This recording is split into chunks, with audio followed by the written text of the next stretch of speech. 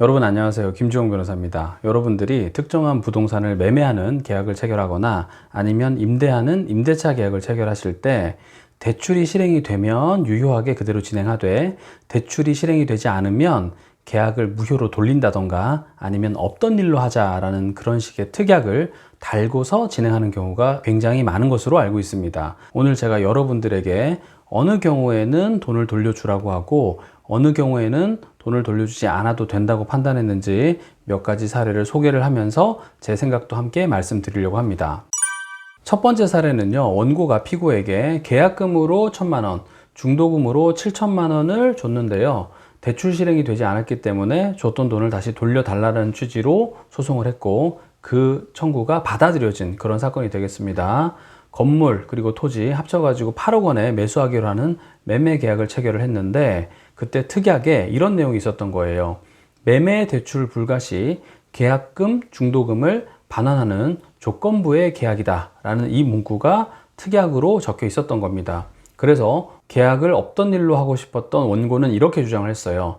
이 사건 계약은 잔금 중 5억 6천만 원에 대한 대출 실행이 불가능할 것을 해제 조건으로 하여 체결되었다. 대출 실행이 불가능해서 해제 조건이 성취되었으므로 이 사건 계약은 무효가 되었다 라고 주장을 했습니다. 그리고 원고는 무효만 주장한 게 아니라 주차 공간에 대해서도 문제를 삼았습니다. 주차 공간이 한 대밖에 안 되면서도 2대라고 설명을 듣고 계약을 체결했으니까 착오를 이유로 취소한다. 그리고 이 사건 계약을 해지한다 라고 주장을 했고요. 그리고 더 나가서 이 사건 특약사항에 따라서 건물 하자 보수를 해줘야 되는데 하자 보수 의무를 이행하지 않았으니까 채무 불이행을 이유로 이 사건 계약을 해지한다 라고도 주장을 했습니다. 자, 그런데 여기서 가장 중요한 주장은 결국은 해제 조건이 성취되었는지 여부인데요.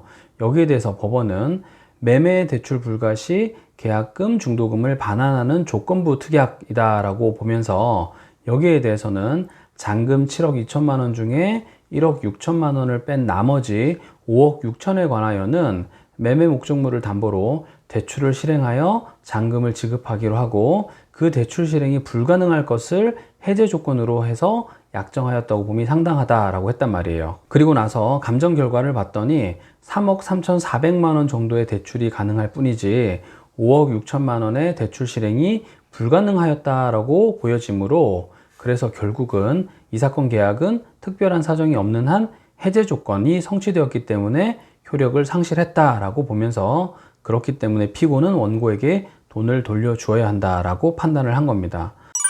그런데 이 사건에서는 조금 안타까운 것이 피고들의 주장은 잘 정리되어서 나타나 있지 않고 피고들 주장에 대한 판단도 잘 나와 있지 않기 때문에 상호 간에 어떤 공방이 이루어졌는지를 제대로 알 수 없다라는 그런 아쉬운 부분이 남아 있습니다. 그래서 결국 결론만 알 수밖에 없는 것인데 5억 6천만 원의 대출 실행이 불가하였다라고 판사가 판단했기 때문에 그대로 계약이 해제 조건 성취로서 효력을 상실했다라고 판단하고 받았던 8천만 원을 피고가 돌려주라라고 판단을 하게 된 것이죠.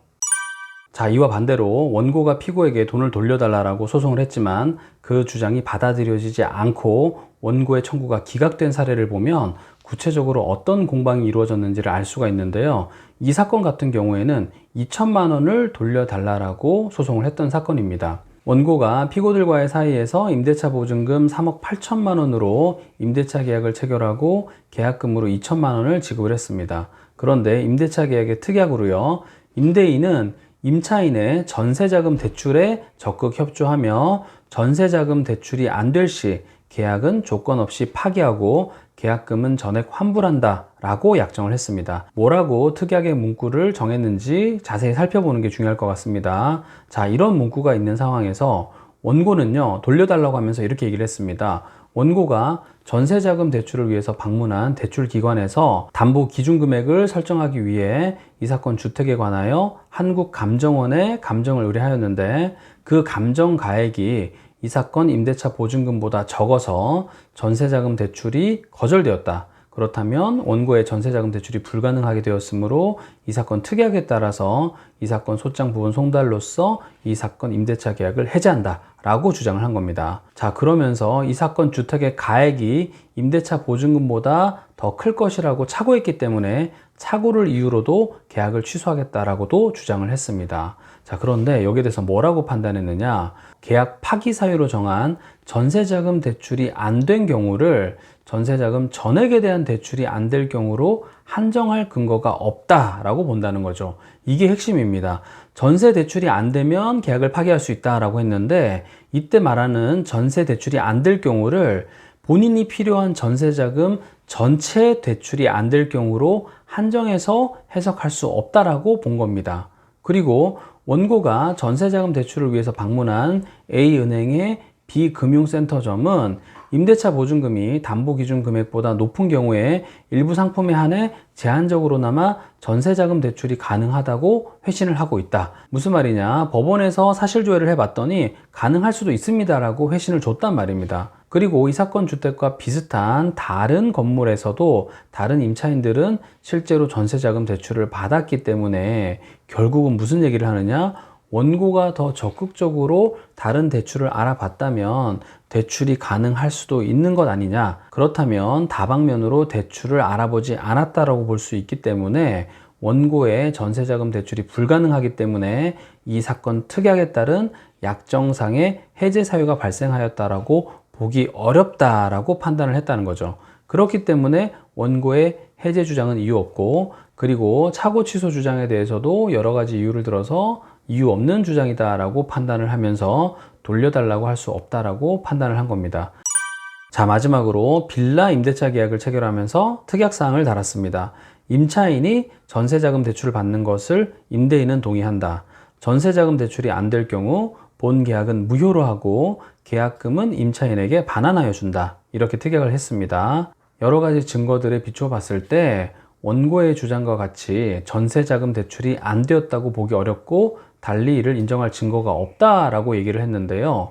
원고가 A은행으로부터 전세자금 대출을 받으려고 하였으나 무산되었다는 내용의 진술서는 그 작성자가 원고와 이해관계를 같이 하는 원고의 처이므로 이를 그대로 믿기 어렵고, 달리 A은행으로부터 전세자금 대출이 무산되었음을 인정할 만한 객관적인 증거가 없다라고 얘기를 하는 겁니다. 그리고 이 사건 임대차 계약 당시 업무 협약이 체결된 B은행으로부터 임대차 보증금의 90%까지 전세자금 대출을 받는 것이 가능하였고, 중개인이 원고에게 이를 알려주면서 B은행으로부터 대출을 받을 것을 제안하기도 하였으나 원고는 이를 시도해보지도 아니한 채 계약금 반환을 요구했다라고 지적하고 있는 겁니다. 원고는 서울시에서 지원하는 신혼부부 전세자금 대출을 받으려다 무산된 것으로 보이는데, 이 사건 특약사항에서 정한 전세자금 대출, 이 말이요, 서울시에서 지원하는 신혼부부 전세자금 대출에 한정된다고 볼 아무런 근거가 없다라고 하면서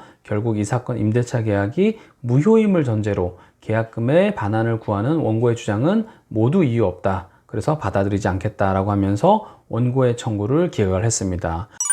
자, 그렇다면 우리가 이런 판례들을 확인했다면 내 사건에서는 어떻게 활용할지 그걸 생각해보고 실행하는 게 매우 중요할 것인데요. 만약에 내가 계약금과 중도금을 걸었지만 대출 실행이 되지 않아서 다시 돌려달라고 해야 되는 입장이라고 한다면 어떻게 입증하면 좋을까요? 첫 번째로 내가 여러 가지 대출을 알아봤다라는 점에 대해서 객관적인 증거를 최대한 많이 남겨두는 게 필요할 겁니다. 그리고 만약에 아직 계약 체결도 하지 않은 상태라고 한다면, 내가 대출 실행이 안 될 때는 돈을 돌려받아야 하는 사람이라고 한다면 그 대출 실행을 해야 되는 은행 자체를 특정해 두면 매우 도움이 되겠죠. 예를 들어서 국민은행, 신한은행 이런 식으로 두 은행을 특정한 다음에 이 두 은행 어느 지점에서 만약에 대출 실행이 되지 않는다고 한다면 이 계약을 바로 무효로 돌리고 다시 돌려주기로 한다라고 정해 놓는다고 한다면 입증하는 사람 입장에서는 매우 간편해지지 않겠습니까? 내가 이 은행과 이 은행에서 대출 실행을 하려고 했었는데 불가하다라고 통보를 받았기 때문에 이 계약을 해지하고 내 돈을 돌려받고 싶다라고 얘기를 할 수 있다라는 거죠. 자, 반대로요. 내가 매도하는 사람이라던가 아니면 임대하는 사람의 입장이라고 한다면 상대방이 제대로 대출을 알아보지도 않고 나에게 돈을 돌려달라고 하는 것이라고 한다면 적극적으로 그 부분을 주장하고 입증을 해야 되겠죠. 예를 들어서 돈 돌려달라고 하는 저 사람이 몇 군데 알아보지도 않았고 제대로 대출을 알아보지도 않았음에도 불구하고 단순 본인의 변심을 마치 대출 실행이 불가능했던 것처럼 꾸며서 주장하는 것에 불과하다. 그렇기 때문에 특약사항은 적용될 여지가 없는 것이고 나는 돈 돌려줄 의무가 없다라고 주장을 해야 되는 것이죠. 만약 이 영상 보시는 분들 중에서 대출 실행을 특약으로 넣었는데 그것과 관련해서 분쟁이 발생했다면 언제든지 제 사무실로 상담 문의 남겨주시기를 바라겠습니다. 제 유튜브 채널에 채널 정보란을 보시면 거기에 연락 가능한 전화번호가 나와 있으니까요. 궁금한 사항이 있으신 분들은 저에게 연락 주시기 바라겠습니다. 감사합니다. 저는 김주형 변호사입니다.